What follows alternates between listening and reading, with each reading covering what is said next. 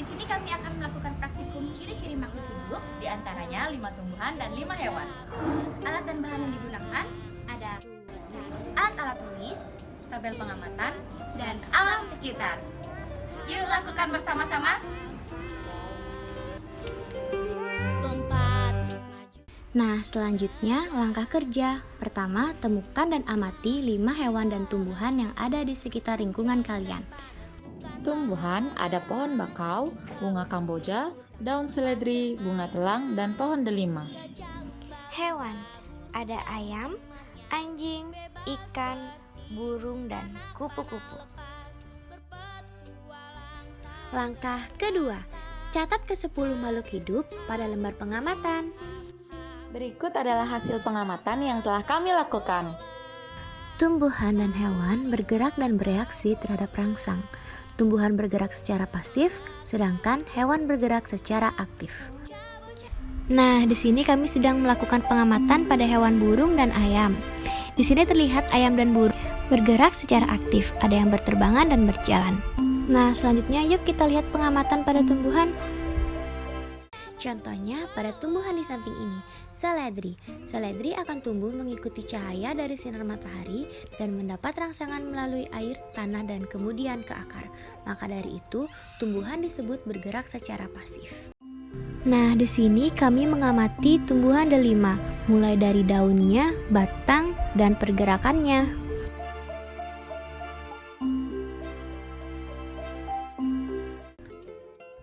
Nah, untuk selanjutnya pada hewan ada kupu-kupu. Kupu-kupu mendekati bunga karena mencium aroma nektar. Nah, kupu-kupu itu berterbangan ke sana kemari. Maka dari itu, hewan disebut bergerak secara aktif. Ingat ya adik-adik, hewan bergerak secara aktif sedangkan tumbuhan bergerak secara pasif. Untuk hasil pengamatan selanjutnya ada bernafas. Hewan bernafas dengan organ tubuh yang hampir mirip dengan manusia, sedangkan tumbuhan bernafas dengan mulut daun. Contohnya pada ikan. Ikan bernafas dengan insangnya.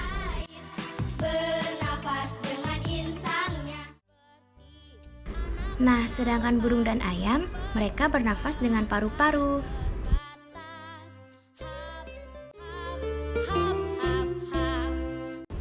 Dalam sisi makanan atau nutrisi, hewan makan dengan cara mengkonsumsi langsung makanannya, sedangkan tumbuhan dengan cara menyerap sari-sarinya dari tanah melalui akar.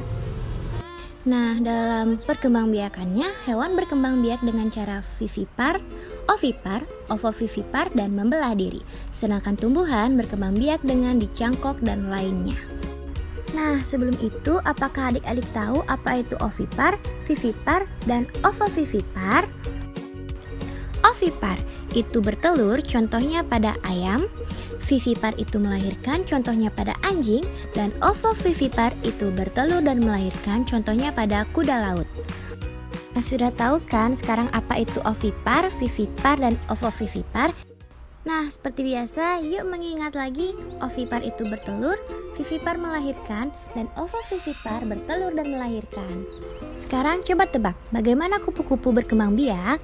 Ya, benar sekali, kupu-kupu berkembang biak dengan cara bertelur. Nah, kesimpulan dari praktikum yang kami lakukan, jadi setiap makhluk hidup pasti memiliki ciri-ciri makhluk hidup seperti yang kami jelaskan sebelumnya.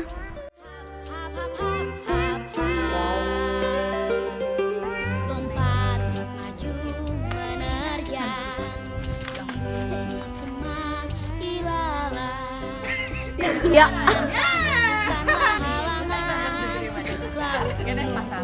Makanya tadi yang pertama